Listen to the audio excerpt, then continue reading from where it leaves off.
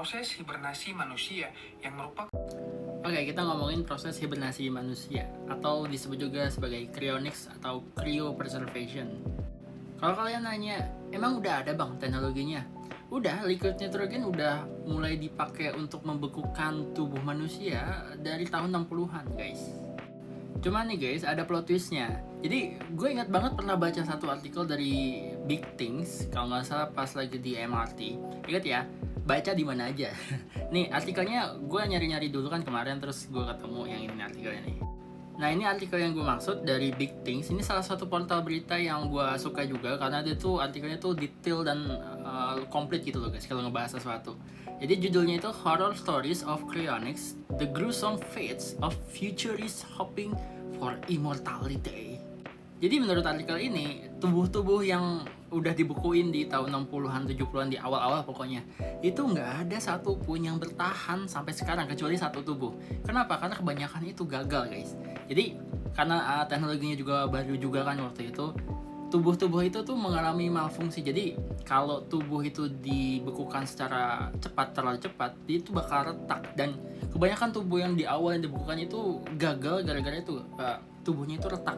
Jadi udah dibekuin nih, terus muncul retak-retak gitu. Kayak kalian bekuin daging aja ya. Daging kan lama-lama ada retak-retakan gitu ya.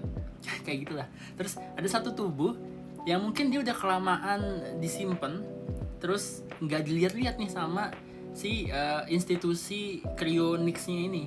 Terus ternyata tubuhnya itu nempel ke pipa peti. Kalian pernah lihat orang jilat tiang lampu yang beku gak, yang pas di musim dingin itu kan lidah kalian nempel ya, yang kayak gitu. Tubuhnya itu nempel ke sisi peti, jadi gagal dan akhirnya dicairin. Nah ini gue ambil satu kasus ya. Jadi si institusi ini membekukan seorang bocah berumur 6 tahun di tahun 1974 nih kan. Nah kapsulnya itu benar-benar dirawat, well maintained oleh si ayahnya bocah ini, karena dia tuh bayar tiap bulan kan ke institusi ini. Tapi pas dibuka petinya, tubuh dari bocah ini retak. Retak ya, jadi ya udah retak, mau di revive itu juga nggak bisa gitu. Akhirnya ya tubuhnya itu di defrost, kemudian dikubur. Jadi ditaut, terus diembal, terus diburit. Taut itu dicairin. Bahkan ada salah satu kasus juga di mana institusinya itu sistemnya itu jelek. Jadi insulasinya itu jelek. Pipa-pipa insulasi di sistem pendinginan tubuhnya ini jelek.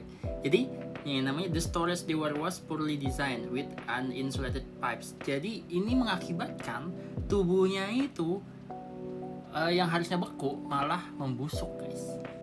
Ini di bagian ini nih.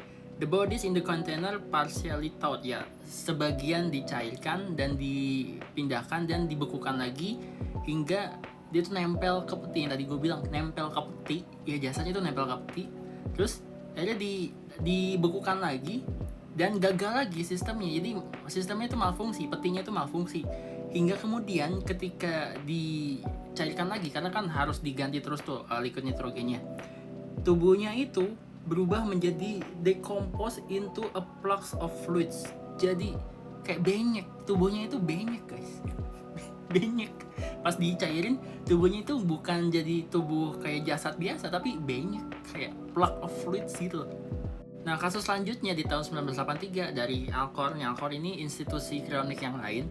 Dia tuh Alcor ini pengen ngurangin tubuh yang dibekuin. Jadi dia pengen ambil 3 jasad, terus dipotong palanya gitu. Jadi biar palanya aja yang nanti di masa depan dapat tubuh baru gitu kan. Lebih gampang nyimpennya juga kan pala.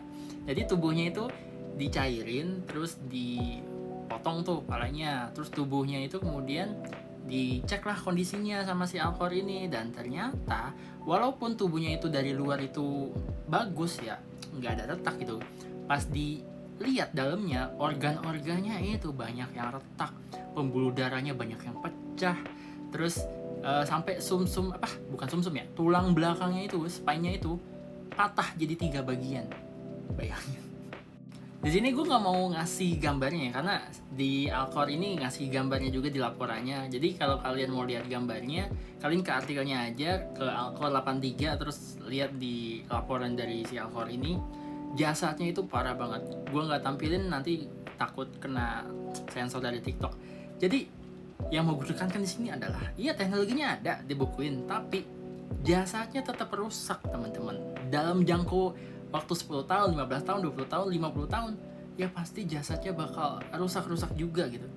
Seawet-awetnya mumi awetin ya kan, kayak misalnya yang jasad mumi yang ditemukan di si Otzi misalnya. Si Otzi itu kan Otzi namanya, bukan si Otzi. Otzi dia itu mumi yang ditemukan di pegunungan Alpen ya.